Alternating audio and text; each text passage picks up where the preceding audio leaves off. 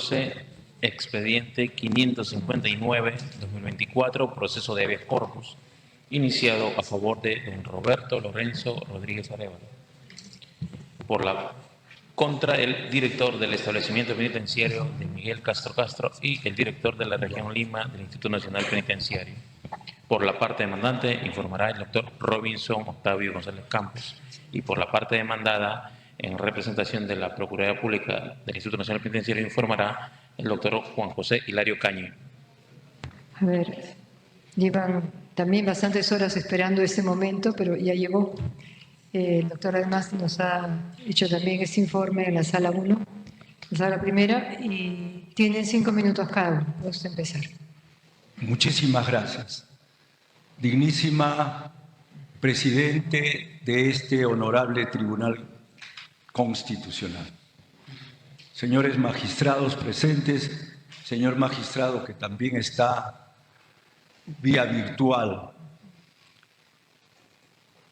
Reflexionaba si debía repetir lo que dije en la vista de la causa del 11 de junio. Y decía, será necesario señalar cómo así nace una jurisprudencia para mí inconstitucional, para mí que no estaba de acuerdo con el artículo 103 de la Constitución y que tuvo, la verdad hay que decirla y lo digo con respeto, tuvo un sesgo político. Hasta el año 2003, cuando se trataba de la aplicación temporal del derecho de ejecución penal, sin ningún problema se aplicaba el artículo 103. ¿Por qué razón? Porque el artículo 103 de la Constitución señala meridianamente que las leyes por regla son irretroactivas, salvo en materia penal si es favorable al reo. Y cuando dice materia penal, no dice materia penal sustantiva, dice materia penal, todo lo que tiene que ver con lo penal, vale decir con el derecho penal, procesal penal, con el derecho de ejecución penal, y no había ningún problema. Pero sucede que el año 2003, Máximo Agustín Mantilla Campos quería hacer valer sus derechos penitenciarios. Y antes de que él presentara sus papeles, hubo una campaña mediática, pero terrible, en contra de esa posibilidad.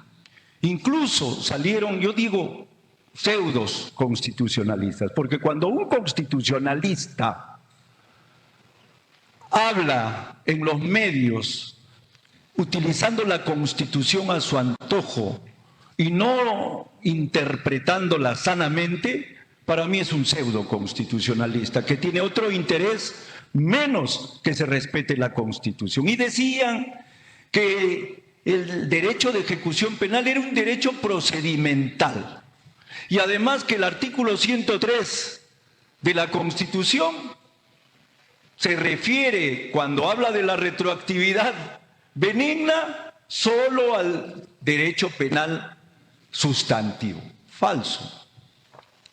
Esto trajo como consecuencia que despertaron un proceso constitucional de habeas corpus que estaba pendiente desde el 2002 y el 2003 lo solucionan.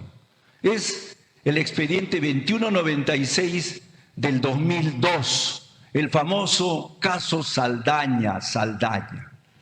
Ahí, justo para evitar que Mantilla Campos pudiera salir en libertad, dan una sentencia, la 2196 del 2002, pero que se resolvió el 2003. A la sazón, Mantilla Campos, como vio este panorama, presenta una acción de habeas corpus, el expediente 40 del 2004. En esa acción de habeas corpus, ¿qué dice? Están atentando contra mi libertad, porque están utilizando una campaña mediática demoledora para evitar que resuelvan con imparcialidad. Y obviamente ya después de que se dio el caso Saldaña, esa misma Corte, ese mismo Tribunal Constitucional resolvió declarando infundada la demanda del expediente 40 del 2004. Doctor, le quedan 30 segundos. Le quedan 30 segundos de los 5 minutos. Para que usted pueda abreviar, por favor. ¿Cómo no? Entonces, felizmente voy a mencionar los números de los expedientes. Felizmente, la sentencia 744 del 2021, la sentencia 181 del 2022 solucionan el problema y dicen no, se tiene que aplicar el artículo 103 porque el artículo 103 no se refiere única y exclusivamente a temas sustantivos, sino a todos los temas materiales. Y además, con esto termino, señora magistrada, además, la sentencia 387 del 2022 y la sentencia 114 del 2024 tienen fundamentos de voto del doctor Gutiérrez Tixe y del doctor Hernández Chávez, en ese mismo sentido. Por esa razón nosotros hemos venido a este honorable Tribunal Constitucional a solicitar que anulen las resoluciones tanto del director del penal Castro Castro como del director del INPE, que no aplican el decreto legislativo 1296 que señala la temporalidad de las leyes de ejecución penal y dicen que se aplicará la ley vigente en el momento en que la sentencia estuviera ejecutoriada. Y mi defendido fue sentenciado y ejecutoriada la sentencia el 14 de diciembre del 2006. Vale decir, cuando estaba vigente el decreto legislativo 927. Por esa razón redimió 2 años y 2 días y ya debería de estar en libertad en marzo del año pasado. Le queda aproximadamente 5 meses para que cumpla la totalidad de su condena y eso no es justo. Por esa razón solicitamos que se declare fundada esta demanda, se disponga la anulación de esas resoluciones y se disponga que en el día esos funcionarios del INPE dicten la resolución correspondiente dándole la libertad a mi defendido. Nada más. Gracias. Tiene usted el mismo tiempo, 5 minutos. Muchas gracias, señora presidenta y señores magistrados.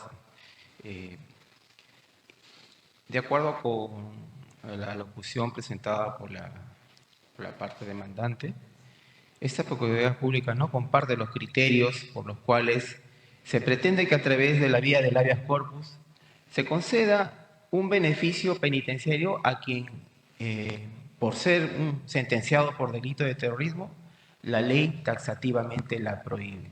Prohíbe la concesión de beneficio de redención de pena por trabajo o estudio a los sentenciados por los delitos de terrorismo.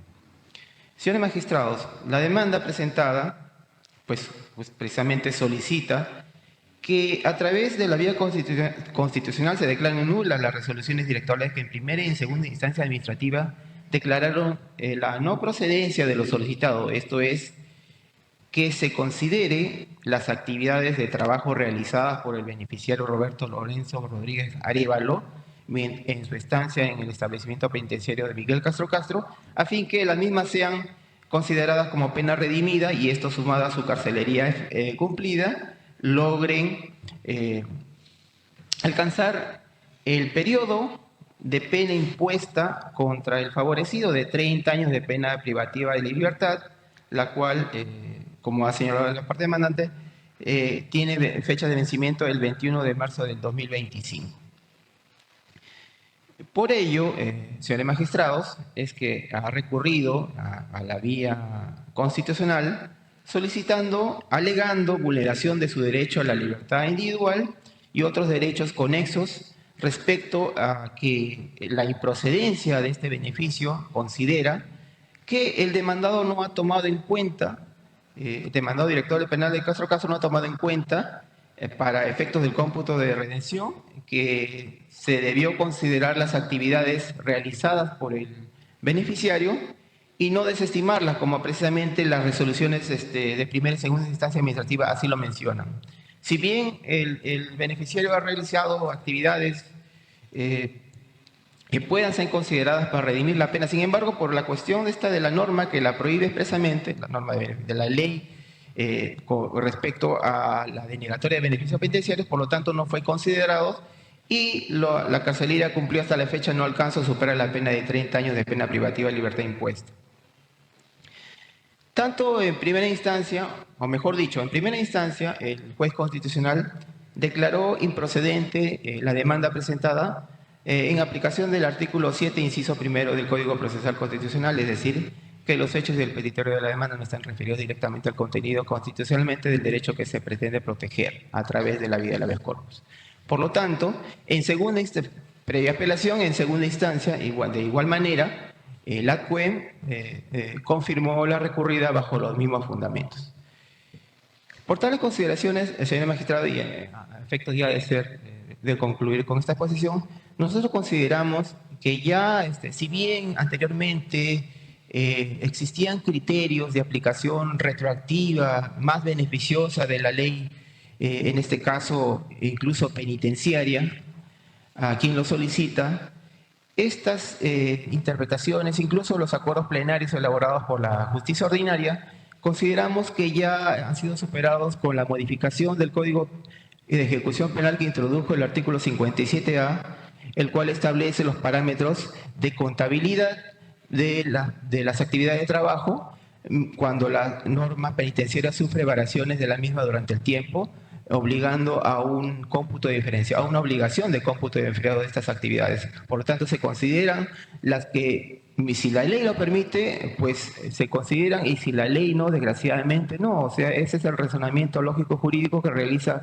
los operadores administrativos, en este caso penitenciarios, ante una solicitud de beneficio penitenciario. Y más aún, tratándose de sentenciados por delitos cuyo beneficio está taxativamente prohibido.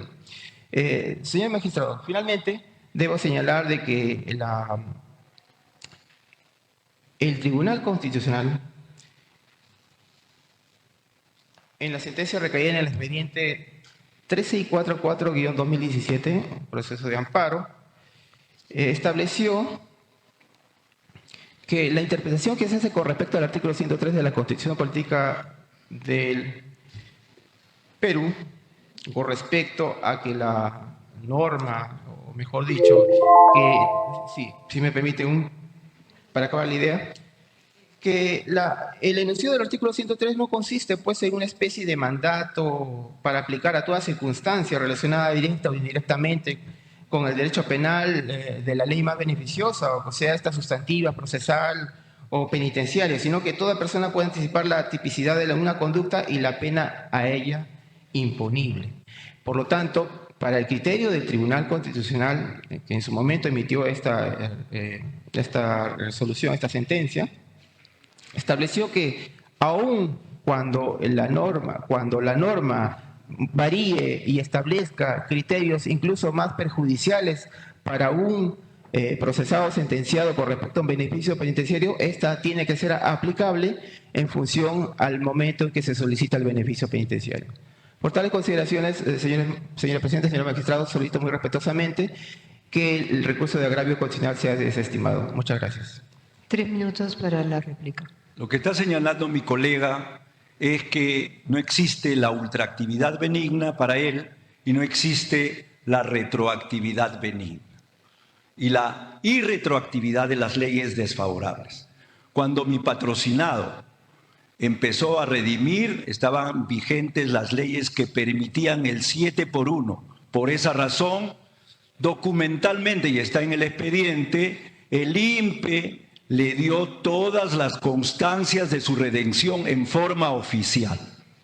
Por lo tanto, no es de aplicación la ley que prohíbe la redención de la pena para los delitos de terrorismo, porque eso fue posterior a ella. Entonces, lo que está diciendo mi colega es que se debe de aplicar retroactivamente algo que no está permitido por la Constitución, por el artículo 103. Y también lo que está afirmando en el fondo es que el doctor Blume Fortini, el doctor Ferrero Costa, Miranda Canales, Ardón de Taboada, que en el 744-2021, y luego el doctor Blume Fortini y el doctor Ferrero Costa también, etcétera, dieron una sentencia del Tribunal Constitucional aplicando el decreto legislativo 1296 y señalando que el artículo 103 no hace distingo para la aplicación. Esto ya lo hemos dicho. Entonces, además de eso, el 2023, como le dije, el 2023, en la sentencia 387 del 2023, el doctor Gutiérrez Tixe hace un fundamento de voto y señala que el Tribunal Constitucional debe también modificar su criterio.